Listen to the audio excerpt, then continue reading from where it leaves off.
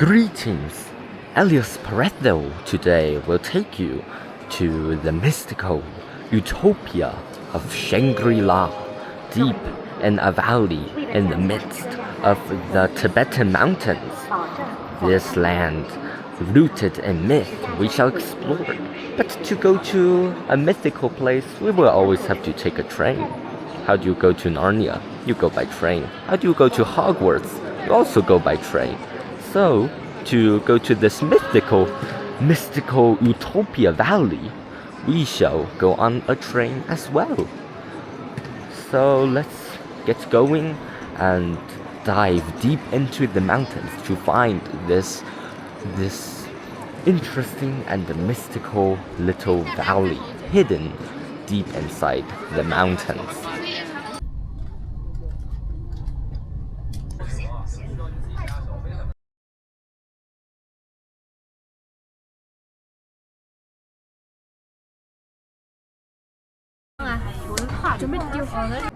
Well, even the mythical areas all get modernized. The mythical valley of Shangri-La also has a train station. Pretty modern one. It was completed like 2 or 3 years ago. I wonder what the railway project in Narnia is going. Is it going well? I don't know. Let's explore this Utopia Valley. People say that you never die in Shangri-La, or at least you live to hundreds of years, so near immortality. But upon leaving, you die. So, will I die when I leave? I don't know. We shall see what this place is like first. Wow, what an utopia! I'm in the old city of Shangri-La. What's its name? I don't know. Let's see. These house structures are pretty unique, not gonna lie.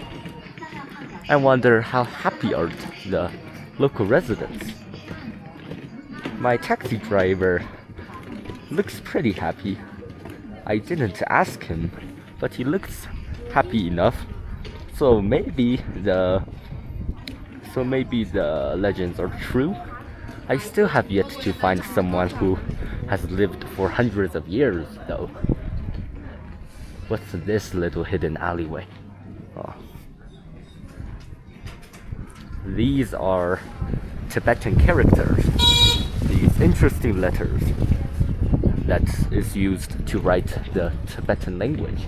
It's all over the place.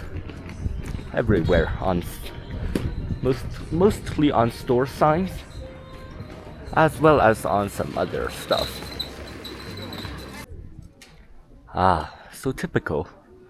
These are like prayer structures. So what are these? I can't understand it, but from what I see, I guess it's something related to like local prayer. They do Tibetan Buddhism, so Buddhists.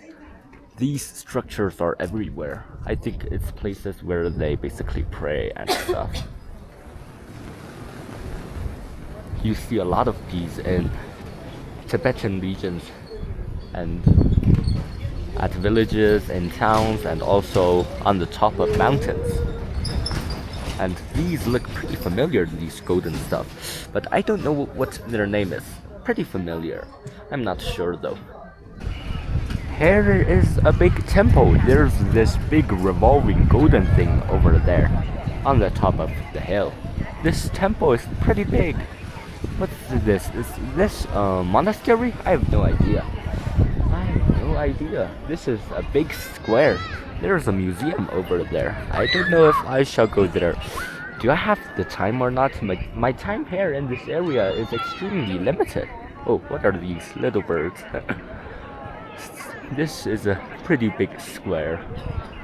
Look at the mountains over there. There are a lot of snow mountains in this region. These aren't high enough, but this entire place is high enough. The altitude of this Utopia Valley is 3,300 meters. That's like 2 miles high or so. Pretty interesting. If you just go like, oh, what's that? What's that white thing? Is that like a yak or whatever? Check it out. I don't dare to get close. Bro looks aggressive. Anyways, I was saying that by the time you reach like 4,000 meters in altitude, you'll kind of get altitude sickness. Depends on your age. Some people can already feel it over here. I saw a few people using those spray cans that help you breathe. Man, I feel like coming to Mars or something. Just bought some of these yak cheese over here. 谢谢。1、2、3、4、5、50。This is like a cultural museum or something. Cultural experience center of the Tibetan people. Look at the architecture over here. There's somebody talking about. Well, I nearly finished my shot before I was called to stop. Anyways, I was just saying that the guide is teaching about Tibetan culture. Investigated a little bit, and now we're out. We're out on the streets again. We should go eat some local food. What's this? What's this? Souvenirs and oxygen cans. These are oxygen cans. If you pant or if you're dizzy because of like the altitude sickness, you can buy some of these oxygen cans to keep you alive. Maybe not that extreme, but you know. So this is like barbecue yak. Let me try this. Is it good? It looks pretty good. Not bad. It's pretty good. We should eat some more yak today. Local food, Tibetan food, probably. Never tried it before. Chat, it's starting to snow a bit around here.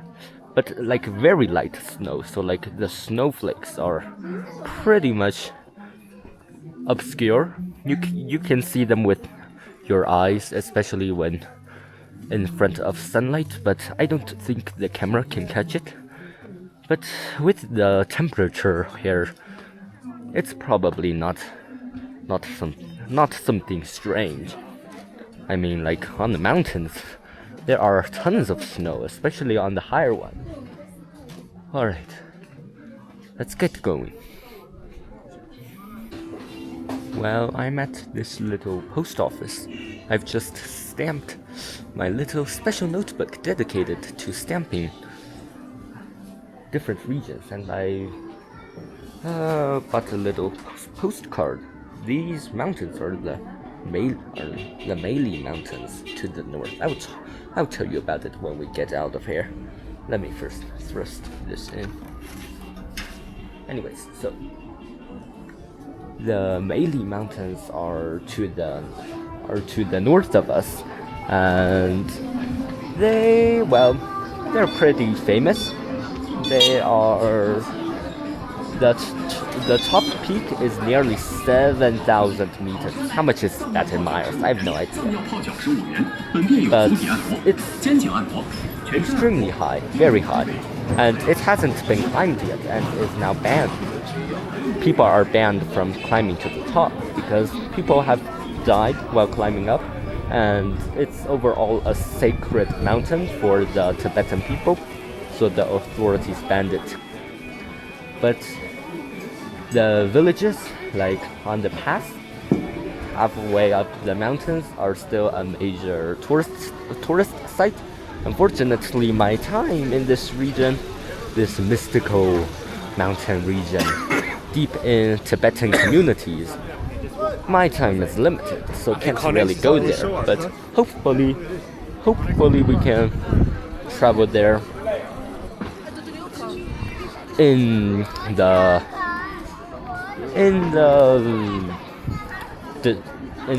distance, I guess. I don't know. I really need to go get dinner now. Whoa, found my restaurant.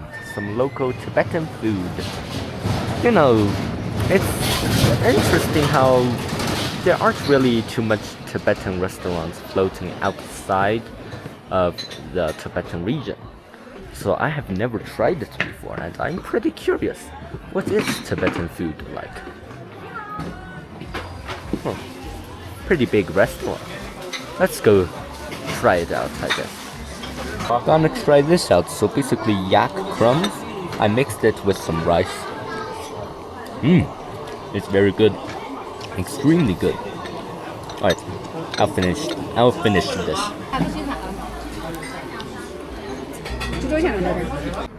Alright, finished dinner. First time eating Tibetan food. They don't serve that in other places outside Tibetan regions. And it was pretty good. Yak meat. I like it. So I think we should just like go back to my hotel tonight and call it a day. And tomorrow we shall go visit a national park, not some distance from the city.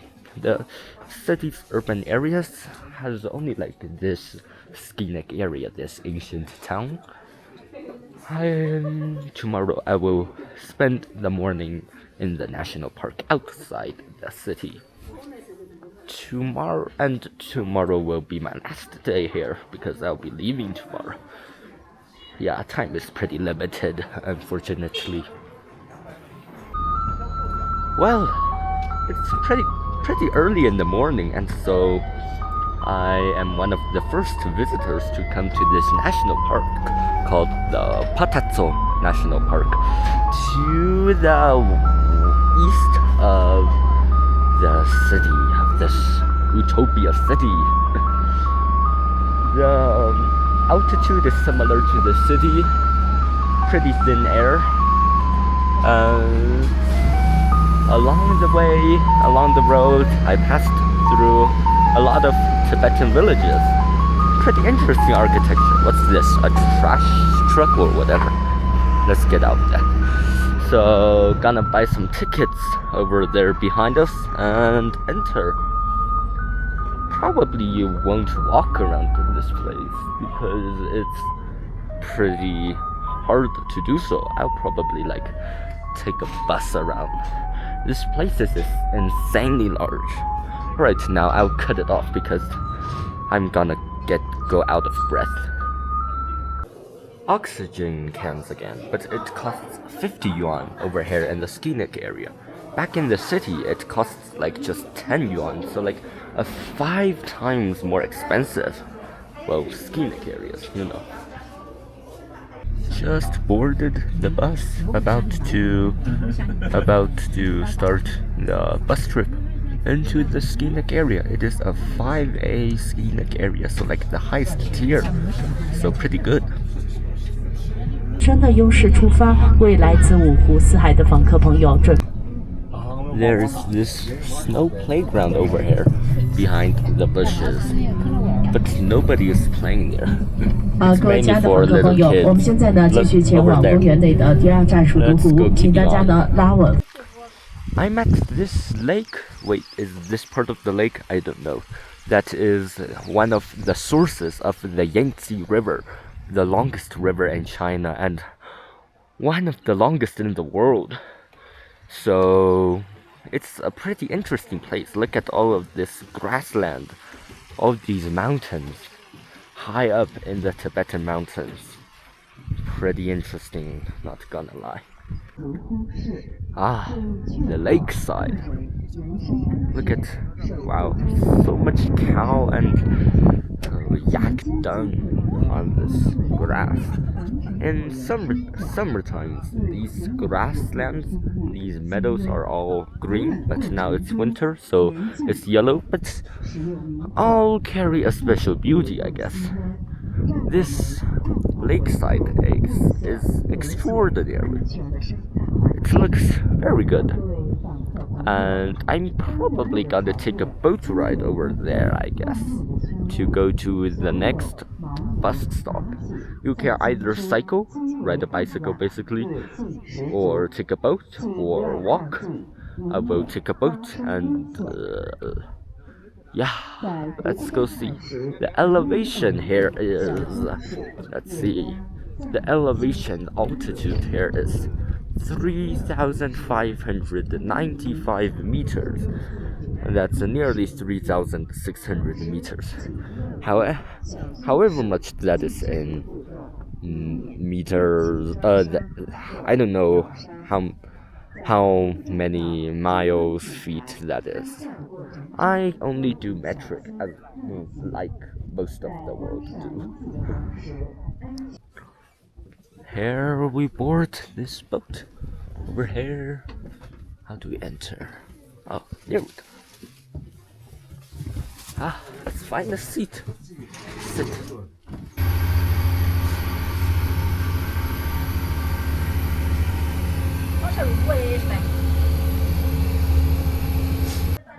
Wow, I just finished my, what do you call it? The boat ride. And the lake was ginormous. The lake is like one of the region's largest. So that was pretty interesting. And it serves as one of the sources for the mighty Yangtze River, which is also very interesting. Here I am about to take a bus, I believe that's the green one over there, and go to another lake. I don't know what that one is like.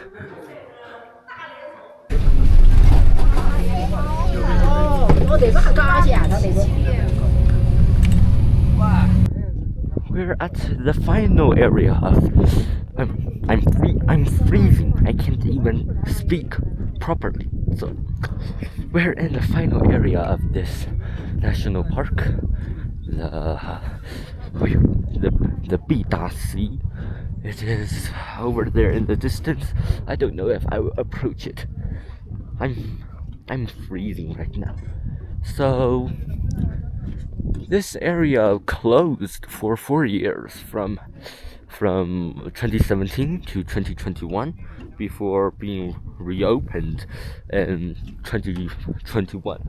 But only a quarter of it was reopened, so just 1/4. The other regions are all still closed under environmental protection. Oh, shoot. Snowflakes are flying everywhere. I'll see how close I can get to the area, and then I'll turn back, and that will mark this win. Anyways, I was saying that I will take a walk around this area and then return, because this will be the last stop on our journey in this mythical valley. This wind does not make it such like Utopia. Shoot. Alright. Well, somehow I've made it. Well, as close as I can to the lakeside. I won't be going further. I won't. I'm afraid of the wind, which is roaring somewhere else. Oh, it's coming. I better go as soon as possible. So I would prefer the lake we visited earlier. The scenery is better, and according to the other fellow tourists that I questioned on my way here, they all preferred the previous lake, and I agree upon coming here. But this place is indeed silent, quieter than the last one, but the scenery is better in the last lake. So you may be wondering, how in the world am I supposed to come to a certain mythical place? You might have searched it on Google. If you didn't, well, hear me out. So this city's name is Shangri-La. It's the capital of the Tibetan Autonomous Prefecture in northwestern Yunnan province of southwestern China. It's near the border with the Tibet Autonomous Region, So I often call it Tibet's Southern Gate. A lot of people enter Tibet through Shangri-La, through the wider teaching area. And previously, prior to the year, oh shoot, the wind is coming again. So prior to 2001, this city is a county called Zhongdian, a very insignificant name, Zhongdian. And then the authorities had an epiphany. If we rename this city into Shangri-La, won't there be more tourists? Because Shangri-La is the utopia described by Mr. James Hilton in his 1933 book, Lost Horizons. It's an utopia, a valley in the midst of Tibet's Kunlun Mountains, and it is where people are perpetually happy. They live for hundreds of years. They age very slowly. So it became a symbol of a very good land, a land of happiness, a land of joy. And that's why the authorities decided this would be a good name for this city to promote tourism. And I mean, why did you click on this video? I assume that you are interested in how I came to Shangri-La. Same for the authorities. They used this to kind of bait people in, and the scenery here is pretty good. Not gonna lie. The weather is not that good, particularly because of its elevation and also because I came during the winter. What do you expect in the winter, especially in such a plateau area? But the scenery here is pretty good. Just look at these mountains. This is not the best area yet. For better scenery, you can go to the lake I visited earlier. That one has a good amount of good scenery. Or you can go further north into Tibetan County to the Mythical Snow Mountains that I showed you on the postcard yesterday. Well, just like 5 or 10 minutes ago in this video. You can go there. The scenery there is also wondrous. Had I not have a very limited time, my train is gonna depart in like 1 hour or so, one to 2 hours. So I have to go, or else I would definitely go northwards towards the Mythical Snow Mountains. Especially during sunrise, the sun's light shines upon the snow mountains. It's a very good scenery. Unfortunately, I missed it out this time, sadly. But I'll definitely come back to this area in the future to see all of it. And this concludes my trip here in Shangri-La. Is it an utopia? I leave it to you to decide in the comments. Meanwhile, if you want to see more of my Yunnan province trips, just subscribe, click the bell. You can also view my playlist the wind is coming, featuring my Yunnan trip videos. I'm running out of breath. That air is so thin here. I also do other sorts of videos like geography, culture, and some politics. I talk about a variety of topics, so if you're interested, you can check it out. Meanwhile, if you want to support my channel, you can also like my videos, share my videos, or just comment. So, see you in my future videos. Goodbye.